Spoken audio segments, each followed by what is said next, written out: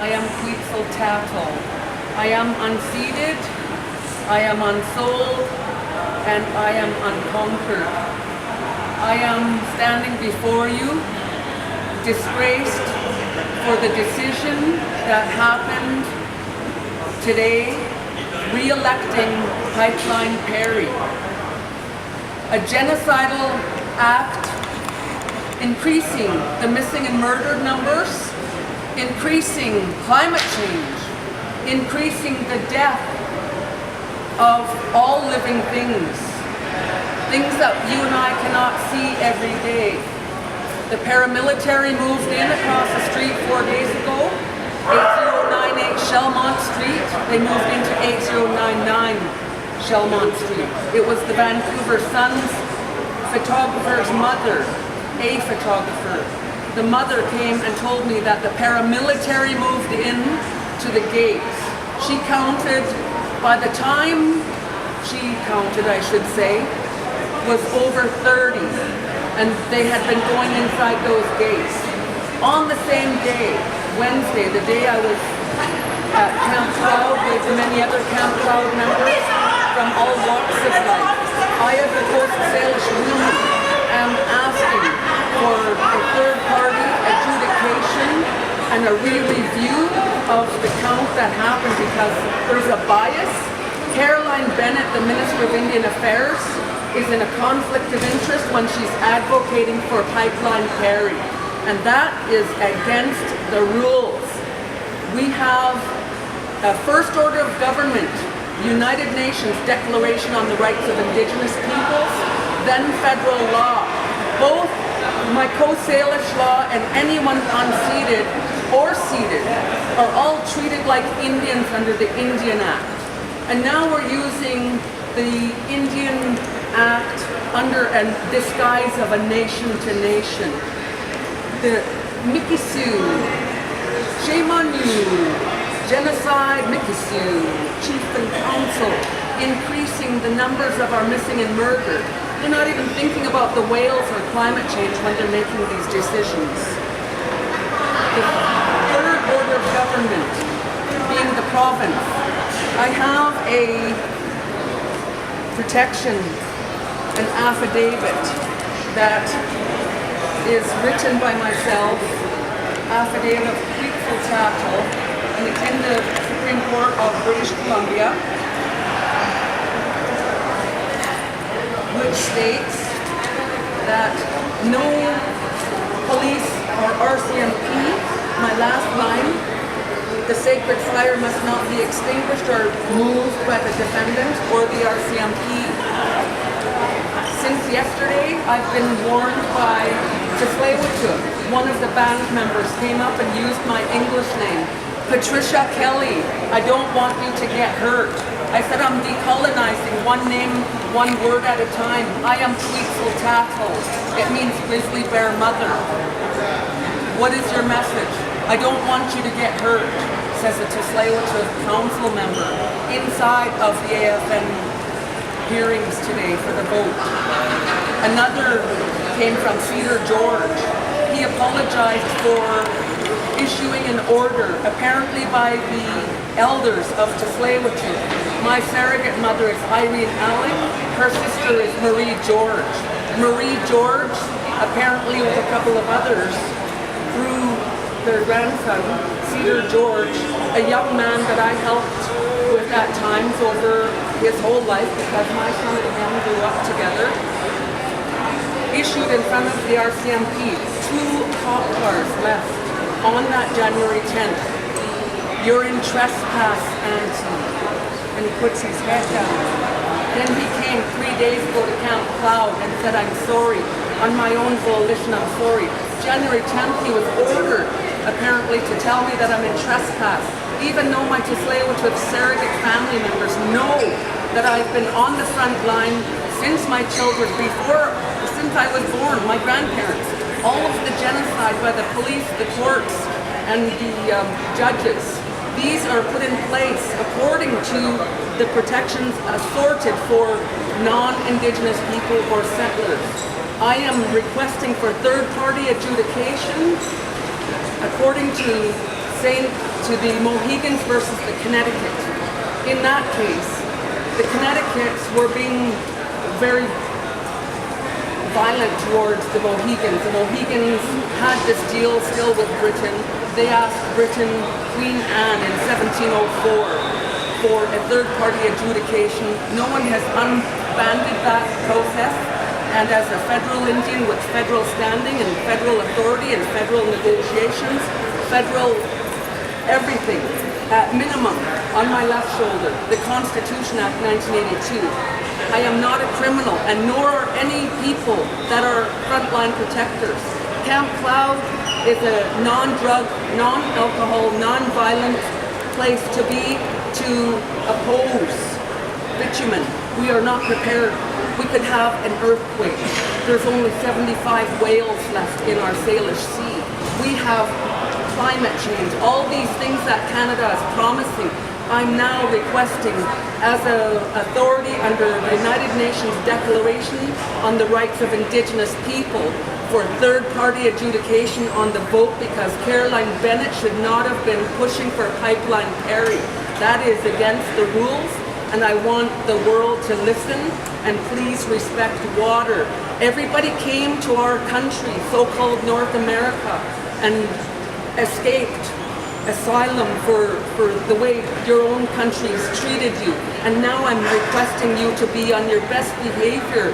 Whosever lands that you're on, find out the original peoples, because we're demanding recognition and affirmation according to Canada's Constitution at minimum, and we are demanding justification for the Caroline Bennett and her attitude coming in and saying vote Pipeline Perry. That is against the rule of law, and men are not above the law. That woman is not above the law. She is the Minister of Indian Affairs, and therefore she must step back. She must resign for the interference of the Assembly of First Nations 2018 vote. This is against the rules and regulations to have a colonizer coming in and telling us which way to vote with their money in hand. Vote, vote, vote. I am so sick and tired of genocide. We have internal genocide now that we're dealing with. I'm saying to all the people from these areas, those boxes, they're writing agreements on our behalf. The Kelvin Helene's, Aquilini is here apparently sponsoring, yet it charges you for a drink. He's saying sponsor, but pay for the drinks. So what I'm saying here is there's many conflicts of interest, because these people are here as visitors and immigrants and business people, politicians, escaping their own horrors from the Industrial Revolution. And now here we are at the end of the Industrial Revolution, waiting for people to stand up and wake up. All Canadians must wake up, because we could have an earthquake like you would never believe. This is a fault line. I'm not making up any of this history. Yes. I'd like to ask you a question. On Monday night, you seem to have been an assault and talked about people being above the law. Do you think you're above the law? I do not think I'm above the law. I'm actually finally waking up. Colonization and genocide started at contact, apparently. What you're talking about it is an allegation. It's an allegation, absolutely. So it's something that we choose not to comment on at this point in time until it's clarified as to define definitive in that matter. I believe that to be between our campaign and ourselves. And for you to ask that question, we've denied a comment right now. Well, actually, please, George Manuel, I'm requesting of you to take note of CSIS right behind you and the RCMP. The RCMP came up to me and warned me today that I should be careful. Patricia, I don't want you to get hurt. I said I'm Kwitsel Tattle. So the RCMP actually I'm the court monitor over Camp Cloud, and what I'm saying is the RCMP I told that RCMP officer that warned me that he didn't want me to get hurt, that there's a BC Supreme Court ruling by Lambert and we need to respect at minimum your rule of law. That Lambert Chew does not have the authority or the jurisdiction to go in the back door of a BC Supreme Court ruling that protects us. We're not above the law. We are exercising what Meech Lake Accord and the Charlottetown Accords were about. We were then, as we are now, looking at ourselves with UNDRIP in mind, the United Nations Declaration on the Rights of Indigenous People. I want you to stop rolling your eyes at me because it's true. We are not above the law, part 2. We are actually water protectors and water defenders. But the city of Burnaby evicted you guys last week. But the city of Burnaby is the 4th level of government and they have no jurisdiction. We have no treaty with Canada. They're not the ones that enforce or give effect to Canada's Constitution Act 1982. I am sick and tired of being criminalized for protecting our fishing rights as Aboriginals. I'm sick and tired of being treated like a criminal under the Criminal Code of Canada. That is why I'm asking for third-party adjudication. 1704. Queen Anne did it for the Mohegans versus Connecticut.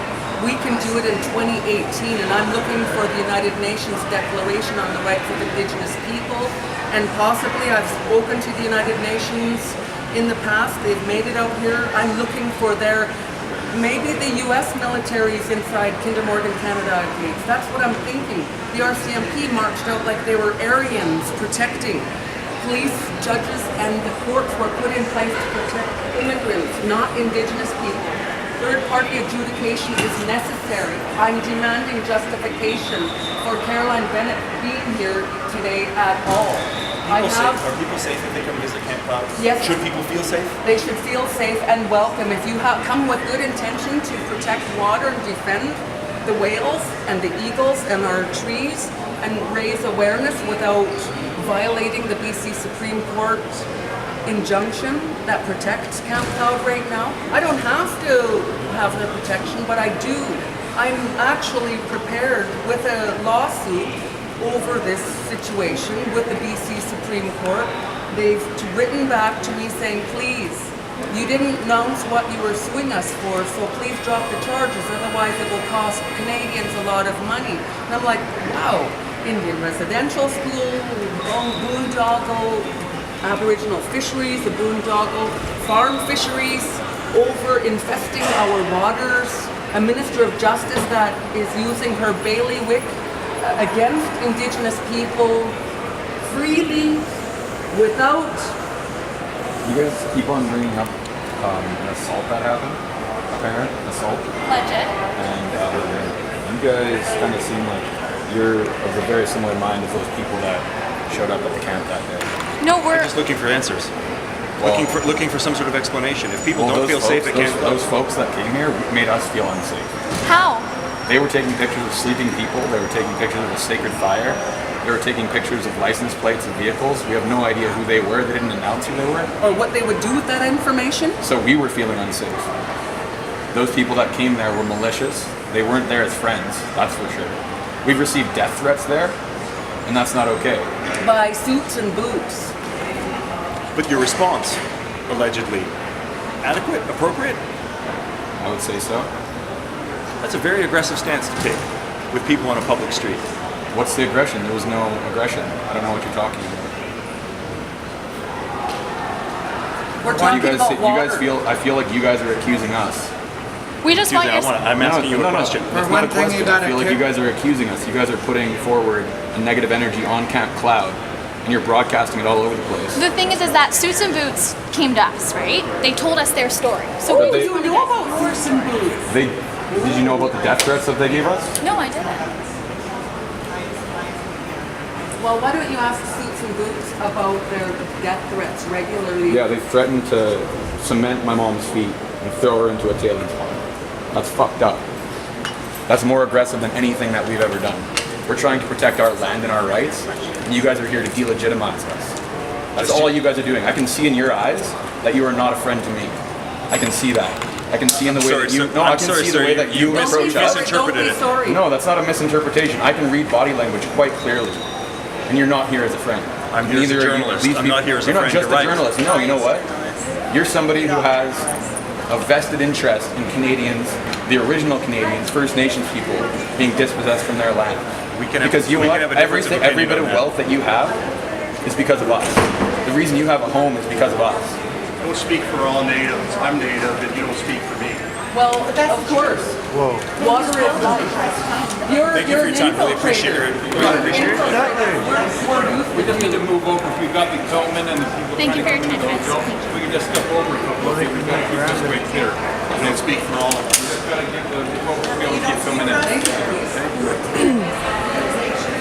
Infiltrator. Get his picture. What's your name? Brian. Brian who? Brian McFarland. Brian McFarland. And are you hired by CSIS or the federal government? Or Booking a rental. Oh yeah? Not hired by anyone. Oh, is that right? Where do you make your money from? I work overseas. Oil or gas, bitumen? Yeah, what's your point? You don't look Aboriginal and you're not behaving like you were raised by one. My mom is. Well, then she's failed you because you're saying, oh, bitumen over water is what you're saying, interfering with an interview. You're planted by CSIS, or yes, you are. Gustafson Lake is very familiar. 1995, splitting the sky had to be interfered with a guy like you regularly when interviews were happening. Yes, a guy like you. You're a white guy disguised as an Indian. I'm not anybody disguised by anything. I'm my own person. Oh, is that right? What's your name again? I told you, man. What's your name? Kwitsel Tattle. You're on my land. I'm Coast Salish. Get to know that. You're on Coast Salish land. White people aren't used to hearing that. Yeah, I'm serious about this. Serious. Kwitsel. WIT, sir. Kwitsel. Tattle. Somebody follow